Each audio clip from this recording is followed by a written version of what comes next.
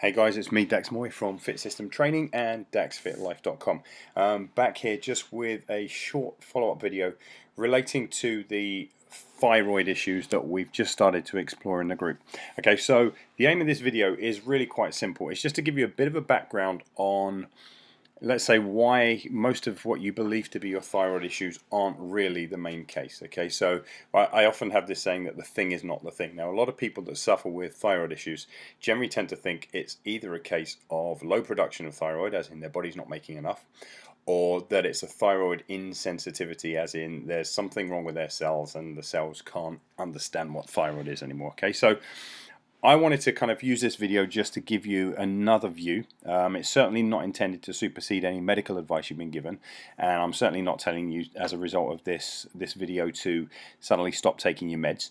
You definitely want to speak to your doctor, but I just want to give you a new perspective on things. And in order to do that, let's just start with a little bit of hopefully not too boring physiology about what thyroid issues really are, okay? Because most people think that they have a thyroid issue and they really don't. So this video is really just going to kind of dig down into that. So we generally tend to have two different types of what we generally tend to regard as hypothyroidism. Hypo meaning not enough, thyroidism a problem with the thyroid. So not enough thyroid.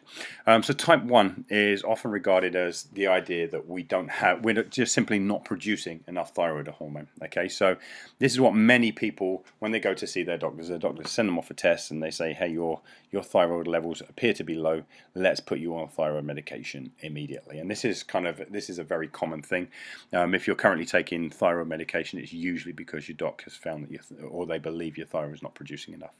But even more common nowadays is what we could often say is type 2 hypothyroidism, which is the doctor might find through the test that you're producing enough thyroid hormone, but that the story is that you're not converting or using that thyroid hormone to actually carry out the cellular functions. Okay, so there's your two primary types, and we could go into this here to real great depth, and I'm not going to really bore you about kind of the cellular makeup and the kind of the chemical compounds here, but just understand those are the basic two terminologies that your doctors are using and that you've probably become, accustomed to using yourself when you talk about your hypothyroidism. So let's have a quick guide to how those thyroid hormones actually work through your bloodstream and actually end up doing their job, right? So the hypothalamus essentially monitors all of the thyroid hormone in your body, and if more of it's required, it releases what's known as thyrotropin releasing hormone. Okay, really simple hormone that's just designed to essentially go and speak to the pituitary gland, which is another specialized part of your brain which formulates kind of pre-releasing hormones, or what are known as stimulating hormones, and it produces what's known as TSH, thyroid-stimulating hormone. And again, if you've got a thyroid issue yourself at the moment, you'll have often been told that you're not producing enough TSH or you're TSH insensitive. Okay, so you're probably very used to hearing those terms. The thyroid-stimulating hormone then pops along and it tells the thyroid itself to start producing the T4 and T3 hormones, right? So T4, the numbers there just refer to the number of thyroid molecules kind of bonded together. And essentially, kind of the T3 hormones are about 15 times more powerful than the T4. So we need to be able to convert T4. And where a lot of that occurs is actually down at the liver. It occurs in many different places throughout the body. But the liver especially takes on a big part of this role, and it converts the T4 into the T3, and not only that, it actually also creates the very specialized vehicles. You could say the vehicles that carry the T3 off from the liver and pushes it out to the cells where they can carry out their actual functional role. Okay, so that's about as deep as I'm going to go in cellular physiology. I'm aware that pretty much hardly anybody listening to this call or listening to this video is actually going to understand most of what I've just said, but I just wanted to give you a base idea about what's going on here. Right, so now in your mind, if you kind of think about these hormones have to be carried in a vehicle, and that vehicle essentially drives them off to the cells. So here we've got a picture of your cell, okay, and your cell's doing its thing in your bloodstream, and it's spinning around, and it's carrying out its basic functional role, okay, and suddenly it realizes it needs a hormone of some kind, and in this case, in your case specifically, it's calling out for its thyroid hormone. Okay, well, look, the best way for you to imagine it, I've just told you that your hormone is on its way, essentially mostly from the liver at the moment, okay, and it's traveling in a vehicle called a thyroid binding globulin, Okay, so you could imagine it just like a car, and that car is on its way to your cells right now. And around your cells are essentially a whole bunch of receptors, but for the kind of the benefit of you understanding this, imagine those receptors as really quite simply being like parking spaces all around your cells. Okay, and we have a limited number of parking spaces around each and every cell, and those parking spaces are essentially designed to call in a certain kind of vehicle, a certain kind of hormone. So whether that be testosterone, whether that be thyroid, whether that be adrenaline, whether it be cortisol, or any number of other hormones, that's essentially what those parking spaces are for. And like I said, we have a limited number of parking spaces on each and every cell. So in the case of, to stick with the story of thyroid at the moment, if you imagine these little star shapes at the moment are your thyroid hormones, and we could also imagine that you've got a bunch of, this could be anything. It could be estrogen, it could be testosterone, and they're binding on there. So every cell is calling in its vehicles. It's calling into the brain and saying, "Hey, I need a bit more of this down here," and that's exactly what's going on. So all the time, there's this communication between your cell and the brain, and your brain is continuously making these hormones along the exact pathway that I just described. Okay, so there we go. It's going about its everyday function. It's quite happy. Every one of the parking spaces has got exactly the right hormone on it that it needs. Okay, but now picture this.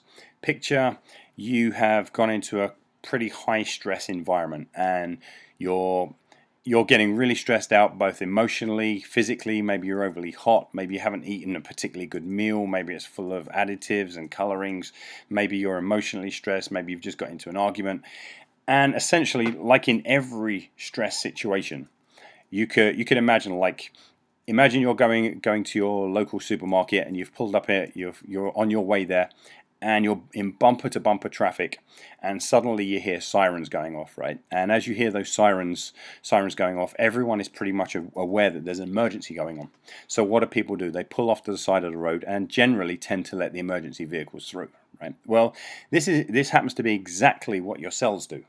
So in this case, if you actually look at the diagram here, we've got all the emergency vehicles have just kind of pushed through all the traffic, and they've now parked upon the cell. What this means now is, obviously, because we have limited parking spaces on every cell, it means that all those hormones that you've been producing, all of that estrogen and all of that testosterone, and more specifically in this case, the thyroid hormone that is most necessary to you actually getting to your best metabolic rates and to looking after your health.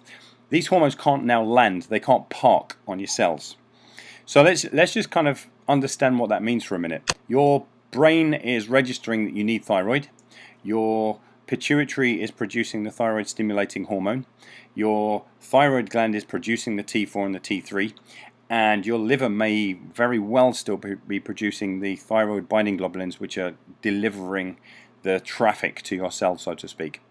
But now the emergency vehicles have just pushed into the front of the queue and have taken up the space. What that means is, and in the case of what I'm talking about here, these emergency vehicles, in the case of your cells, are things like adrenaline and cortisol and noradrenaline. Okay, so they're in there, they're carrying out their emergency functions. But now your cells actually can't do the job that they're actually supposed to do to actually maintain your health. And this is a perfect analogy. I know maybe some long-winded one, but I think it's an important one for you to see. It's a perfect analogy for what's going on at the cellular level. You can be producing all of the correct hormone.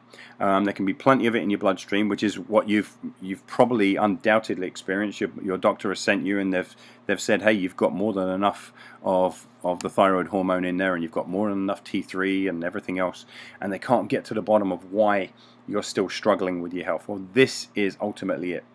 Okay, this is ultimately it. The emergency vehicles are parking on the cells. So the big takeaway from this, and there's a lot more that I want to go into over the coming days and weeks, but the big takeaway I want you to take away from this is that ultimately this is all about stress. Okay, and I don't just mean emotional stress, but I mean that too. Like how you manage your day-to-day psycho-emotive stress is really, really important. But it also comes down to nutritional stress plays a large part. Again, in a later video, I'll explain to you about why it's so important for you to eat a cleaner diet, particularly if you are suffering from thyroid problems. And it ultimately comes down to the liver's ability to make the vehicles that are going to actually drive the hormone to the right place, and also the liver's ability to essentially call back the emergency vehicles from landing on the cells. Okay, so it's all about stress, really.